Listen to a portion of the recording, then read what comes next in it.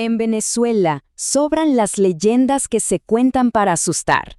Pero, ¿qué pasa cuando la más terrible de todas no nació de la imaginación? Hoy vamos a hablar de una historia que nació en un año en que la muerte literalmente caminaba por las calles empujando una carreta. Y aquí es donde la cosa se pone seria. O sea, no estamos hablando de un simple cuentito de fantasmas. Lo que vamos a desentrañar es cómo una catástrofe real, una de las peores en la historia del país, fue el caldo de cultivo para su mito más oscuro. Bueno, todo arranca con la llegada de un enemigo que nadie podía ver, pero que era letal. Le decían popularmente el vómito negro. Y es que la leyenda de Lázaro es imposible de entender si no nos metemos primero en el pánico que desató esta epidemia devastadora. Y lo aterrador fue la velocidad. Imagínense, lo que llega en un barco en agosto, para finales de año ya tenía de rodillas a las ciudades más importantes. El país entero de repente estaba sitiado por una enfermedad que nadie, pero nadie, entendía. 10.000. Pensemos en esa cifra por un segundo. 10.000 muertos, solo en Caracas. Y esto no fue en años, fue en cuestión de meses. Un número que para la época era, sencillamente, inconcebible. Para que nos hagamos una idea de la magnitud, ese número era tan devastador que en proporción sería como si hoy murieran unas 200.000 personas en la misma ciudad en pocos meses. Una verdadera catástrofe.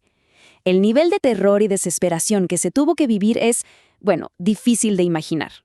Ahora, frente a una crisis de esta magnitud, la respuesta, bueno, digamos que fue una mezcla de pánico y de ciencia muy, muy equivocada. Y como vamos a ver, los remedios que se aplicaban eran a menudo tan peligrosos como la propia enfermedad.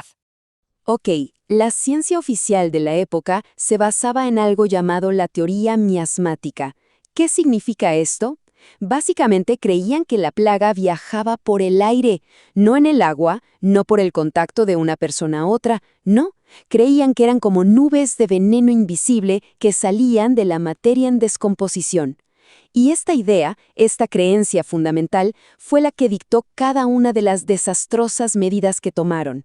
Y con esa idea en la cabeza, la ciudad se convirtió en una especie de infierno. Imaginen el olor, hogueras de estiércol y azufre por todos lados, el ruido, cañones disparando constantemente para supuestamente romper esas nubes de peste, y luego el silencio, un silencio aterrador, porque hasta las campanas de las iglesias dejaron de sonar para no generar más pánico. Todo, absolutamente todo, era un intento desesperado por purificar un aire que al final no era el culpable de nada. Y si lo de afuera era un caos, los tratamientos médicos eran una verdadera tortura. Se buscaba, entre comillas, despertar el cuerpo con mezclas que básicamente te quemaban por dentro. Les daban drogas potentísimas como el opio, que dejaban a los enfermos en un estado casi catatónico. Tan profundo era el estupor que muchas veces los confundían con muertos. Y ojo, que este detalle es clave para lo que viene después. Y aquí viene lo más trágico de todo. Había una voz que decía la verdad. Un doctor, Luis Daniel Beauperthuis, que ya sospechaba del agua contaminada. Él lo dijo, lo propuso. Pero claro, en medio de ese pánico colectivo y con la ciencia oficial diciendo otra cosa, simplemente lo ignoraron. Una oportunidad perdida que costó, literalmente, miles de vidas.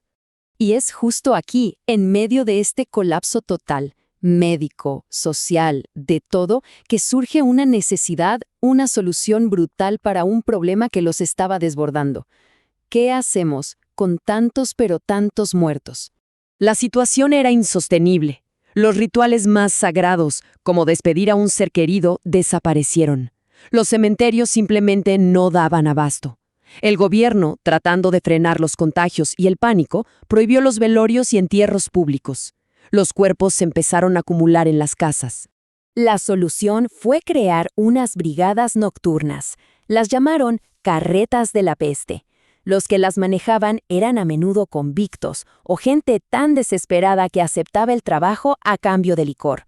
Su tarea era recorrer la ciudad en la oscuridad y limpiarla de sus muertos. Pero de todos esos carreteros, hubo uno que pasó a la historia.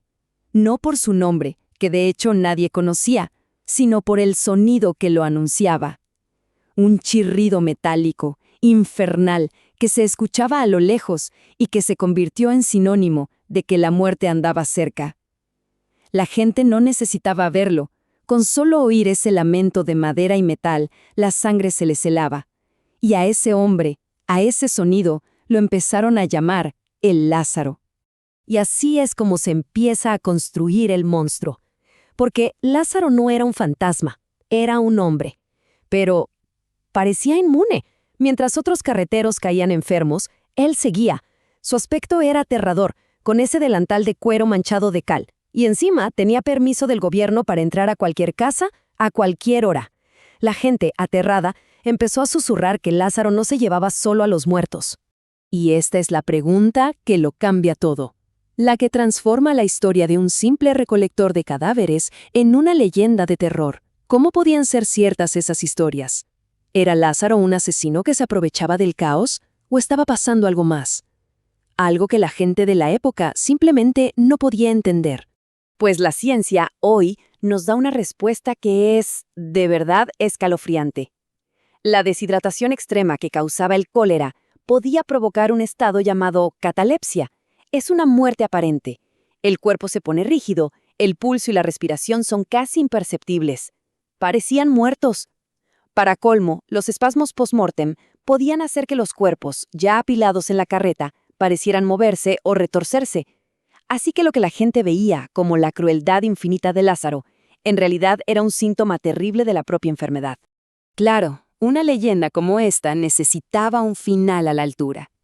Cuando la epidemia por fin terminó, el hombre y su carreta desaparecieron. La historia que se cuenta es que, cuando fueron a quemar su carreta, como hicieron con las demás, no encontraron nada, solo una mancha de ceniza negra en el suelo con forma humana, como si Lázaro no hubiese sido un hombre, sino la mismísima plaga hecha persona. La epidemia terminó. Lázaro se desvaneció en el mito, pero las cicatrices que dejó esta tragedia en la ciudad, tanto las que se ven como las que no, siguen ahí. Y quizás esto es lo más impactante.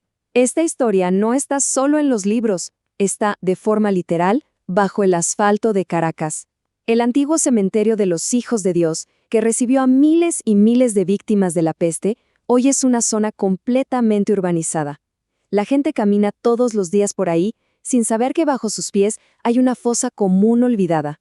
Y así es como el hecho histórico se funde de nuevo con la leyenda. Ese sonido, el chirrido de la carreta que aterrorizó a Caracas en 1855, sigue vivo en el folclore.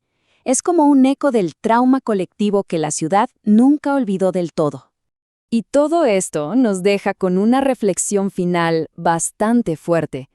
A Lázaro se le vio como un monstruo, pero su trabajo, por más brutal que fuera, era necesario para la salud pública. En una situación tan límite, donde todas las reglas de la sociedad se rompen, ¿cómo se distingue entre un acto de piedad y uno de crueldad? Quizás, al final, es el miedo el que termina decidiendo por nosotros.